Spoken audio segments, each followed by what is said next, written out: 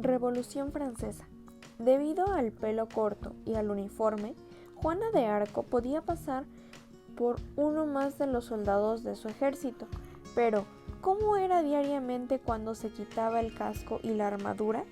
¿Se apeaba del caballo y se desperezaba? ¿Se bañaría en el río o en una tina dentro de la cabaña? Si no había otra mujer en el ejército, la única salida era colocar en la puerta a un hombre de su confianza, con órdenes para que apartara a flechazos a cualquier intruso que se pusiera pesado. Pues ese soldado realmente existió y se llamaba Luis Auguste. Además de vigilar la entrada de la cabaña, curaba las heridas de Juana y redactaba las cartas que ella, no sabiendo leer ni escribir, tenía que enviarles al rey de Francia y a los jefes del ejército enemigo. Luis Auguste era estudiante de medicina y dejó la universidad para luchar al lado de la heroína. Fue él quien cuidó de Juana cuando la hirieron de un flechazo en la pierna, usando un emplasto de hierbas y hojas. El joven logró parar la hemorragia y controlar la infección. Desde entonces, comenzó a cuidar personalmente de la futura patrona de Francia, cumpliendo las funciones de médico, consejero y secretario particular. En él pensaba Juana de Arco la madrugada del día en que sería ejecutada. Arrojada a un calabozo, pasó la noche rezando y acordándose de los ojos, la voz y la dedicación de Luis Auguste. ¿Habría sobrevivido su amigo a la carnicería de la última batalla? Por un instante deseó que él estuviera muerto, así los dos podrían encontrarse en el cielo y vivir felices por el resto de la eternidad. Le hizo gracia esa idea, pero inmediatamente se sintió caprichosa y egoísta, y sufrió por la posibilidad de morir cargando esos pecados. Si pudiera conversar con un sacerdote. Poco después, por pura coincidencia, entró un hombre en la celda, con un crucifijo colgado al cuello, sandalias de cuero crudo y un hábito de tela gruesa con una capucha que le ocultaba el rostro. Tan pronto se alejó el carcelero, el extraño se bajó la capucha y susurró que no estaba ahí para salvar el alma de Juana, sino su cuerpo. Ella creyó ser víctima de una más de sus innumerables visiones. ¿Cómo había logrado Luis Auguste engañar a los soldados ingleses y disfrazado de religioso entrar en aquella prisión de máxima seguridad? No había tiempo para explicaciones. Lo que importaba era liberar a Juana, y para ello los dos tendrían que intercambiar sus ropas. Él se pondría la túnica de la condenada y ella saldría con hábito de monje. La propuesta dejó a la Virgen confundida. No le parecía justo escapar sola, sabiendo que su amigo quedaría preso y moriría en la hoguera en su lugar.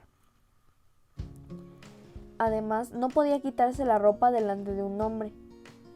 Y por otra parte, no pretendía conocer los detalles de la anatomía masculina. Luis Auguste respondió que se había arriesgado demasiado para llegar hasta ahí y no permitiría que su plan fracasara por culpa de la timidez de una adolescente pudorosa. Si no quería ver a un hombre desnudo, que cerrara los ojos o se volviera de espaldas. Después de cubrirse con la túnica de bruja, él la ayudó a ponerse el hábito de monje. Mientras Juana lograba la proeza de amarrarse las sandalias 28 en sus pies 22, él le dijo que había sobornado a algunos guardias y que estaría muy lejos de la ciudad en el momento en que comenzara a quemarse en la plaza un muñeco de trapo. Luis Auguste se acurrucó en un rincón de la celda y volvió el rostro hacia la pared al oír pasos en el corredor. Juana se dio cuenta de que a esas alturas ya no habría cómo retroceder. Si los ingleses descubrían la farsa, sin duda acabarían ambos en la hoguera. Cuando el carcelero avisó que era hora de acabar la visita, Juana miró a Luis Auguste, dibujó una cruz en el aire y recitó con voz gruesa en un latín impecable: «Yo te absolvo de todos tus pecados». Salió de la celda con la cabeza baja, escoltada por los soldados, y se mezcló con la multitud que caminaba libremente por las calles y callejones de Rouen. Soy veloz leyendo en silencio. Si la historia me atrae, los ojos enlazan una palabra con otra y se disparan por las líneas como un tren bala desenfrenado. Mi problema es leer en voz alta, principalmente cuando tengo oyentes. Esa fobia me provoca una mezcla de tartamudeo con tos que no me deja ir más allá del primer párrafo.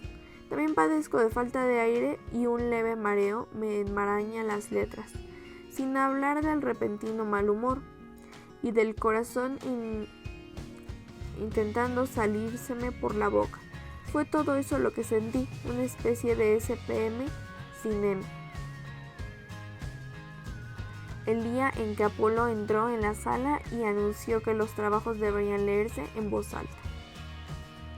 Hay desgracias peores. El primer grupo sorteado fue el mío. Sentí un poco de alivio cuando Daniel sacó los papeles de mi pupitre, caminó hasta la mesa del profesor y comenzó a contar la vida de la heroína francesa.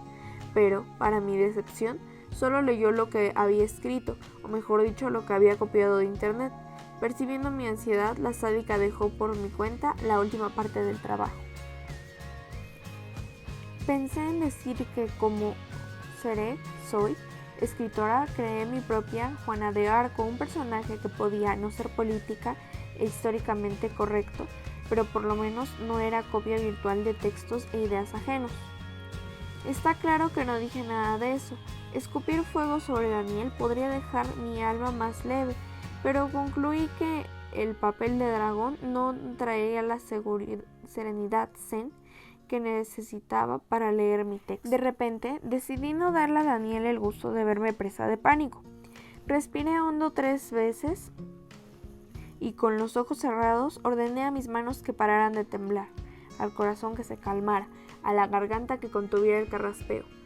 ¿Y creerán que dio resultado? El cuerpo, para mi sorpresa, obedeció sin discutir. Me quedé tan tranquila y relajada que casi dejé escapar un bostezo. Me levanté del pupitre sin prisa, fui al frente del salón y miré a mis compañeros a los ojos, acentuando el suspenso para contar mi versión sobre la patrona de Francia. Yo me sentía la Fátima de la Gloria presentando las cabeceras del periódico más famoso del país, sin tropezar con una sola sílaba. Comencé diciendo que el pelo corto y el uniforme hacían que Juana de Arco pareciera uno más de los soldados de su ejército, pero ¿cómo era ella diariamente cuando se quitaba el casco y la armadura, se apeaba del caballo y se desperezaba? A muchos les hizo gracia mi duda, si Juana de Arco se bañaba en el río o en una tina dentro de la cabaña. La pena es que la sonrisa del profesor, ¡qué dientes!, haya durado tan poco. Cuando Luis Auguste entró en la historia, Apolo se rascó la barbilla y alzó las cejas, dividiendo la frente en arrugas paralelas, y aún así seguía siendo guapo. En realidad, parecía aún más encantador, con las narices dilatadas y aquella mirada de cólera contenida. A pesar de la belleza del profesor y del murmullo de los compañeros, volví a concentrarme en la redacción y continué la lectura hasta el punto en que Juana de Arco sale de la prisión disfrazada de monje, dejando a Luis Auguste en su lugar. Pero me interrumpió un golpe en la mesa que casi me hizo soltar el papel. Apolo se levantó de la silla y con los brazos abiertos preguntó qué broma era aquella. No tuve oportunidad de explicarle que mi historia era ficción. Dijo que estaba ahí para enseñar historia, no literatura, y jamás permitiría que una alumna cometiera la herejía de confundir una figura histórica, por añadidura una santa patrona de un país, de uno de los países más fuertes del mundo, con un personaje sin ningún compromiso con la realidad. Solo me quedaba engancharme el collar del cero en el cuello y volver al pupitre con el rabo entre las piernas. Pero fue grande mi sorpresa cuando el profesor cruzó los brazos y me mandó proseguir. Creí que quería hacer terrorismo, aprovechando las risitas de la clase para burlarse de mi historia. Aún así, seguía adelante. Ya no sentía, es verdad, la misma seguridad de Fátima de la Gloria, con el corazón otra vez acelerado y la voz temblando al ritmo de las manos. Conté que Juana de Arco se había ocultado tras la capucha y que así fue hasta la plaza de Rouen, donde la leña ya estaba preparada para la ejecución de la sentencia. Políticos, clérigos, jueces, nobles